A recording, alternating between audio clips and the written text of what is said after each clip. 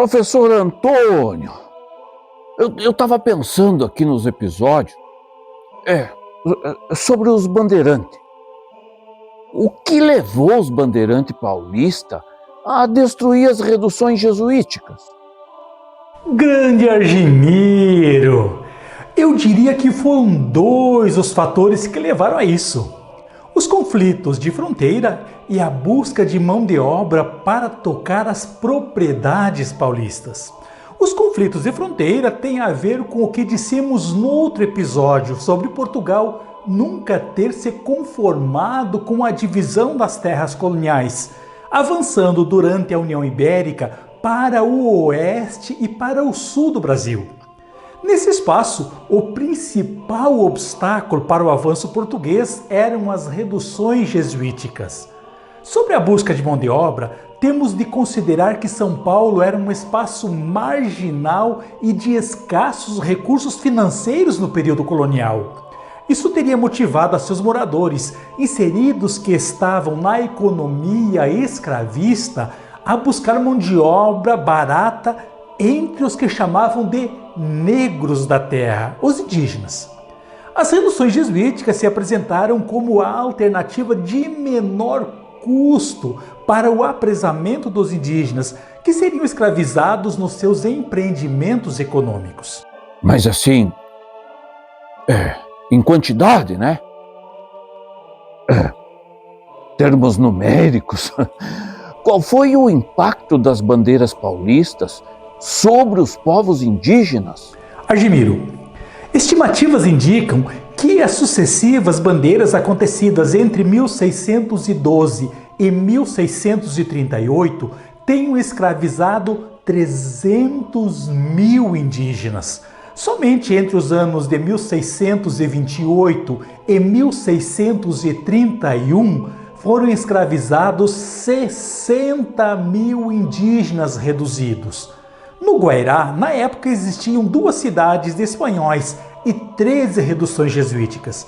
Dessas, os bandeirantes destruíram 11 povoados, menos Loreto e Santo Inácio, reduções que transmigraram mais para o sul, para a atual Argentina, entre os rios Uruguai e Paraná.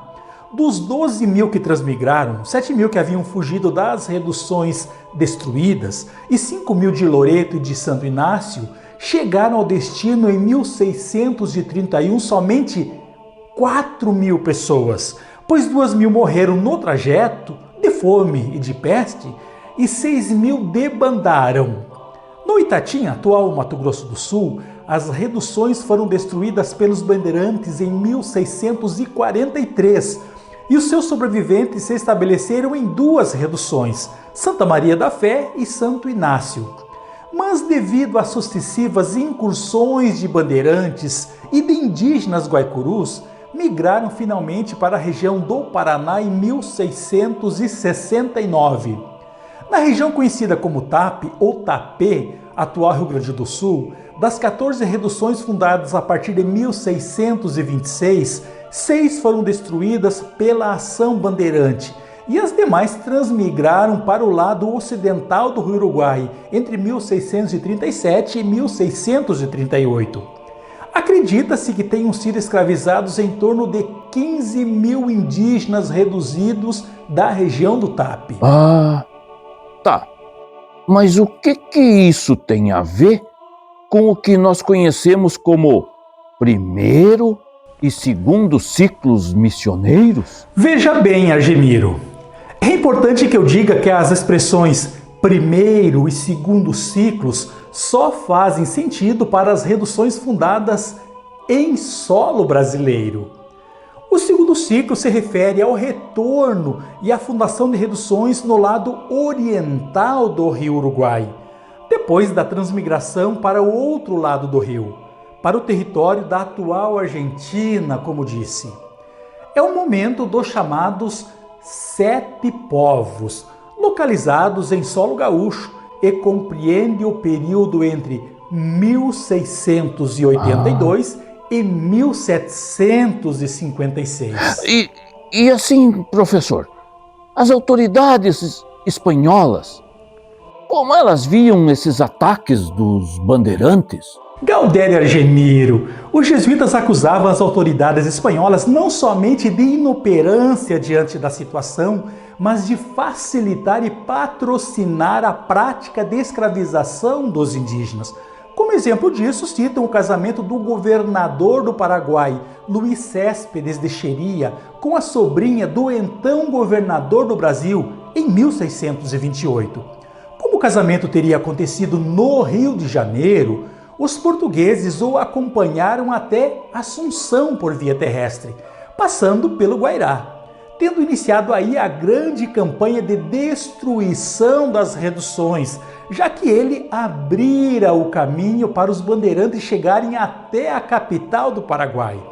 O governador estaria interessado em seus negócios em território brasileiro, conquistados como dote de casamento, de modo que facilitava a escravização de indígenas por lhe ser lucrativa. Em 1631, Dom Luís Céspedes sofreu um processo judicial e foi responsabilizado pela destruição das reduções e pela perda do território do Guairá para os portugueses. Tá, e os jesuítas? Como eles reagiram aos ataques dos bandeirantes e às reduções? Argemiro, é importante que se diga que os jesuítas, assim como em relação aos encomendeiros, ficaram do lado dos indígenas. Os relatos que povoam a documentação jesuítica são sempre elucidativos do sentimento de impotência dos missionários diante da atrocidade dos bandeirantes e da passividade das autoridades coloniais espanholas. Num segundo momento, porém, os jesuítas partem para a estratégia de buscar autorização para armar os indígenas para enfrentar o ataque português. É quando o padre Antônio Ruiz de Montoya vai pessoalmente a Madrid e consegue autorização para criar, armar e treinar um exército indígena para fazer frente aos bandeirantes e seus apoiadores tupi. O resultado disso veremos no próximo episódio, quando trataremos sobre a emblemática vitória conseguida pelos indígenas na Batalha de Bororé. Argemiro, espero que tenhas gostado do assunto tratado nesse episódio. Até o próximo Ago de EVT. Obrigado!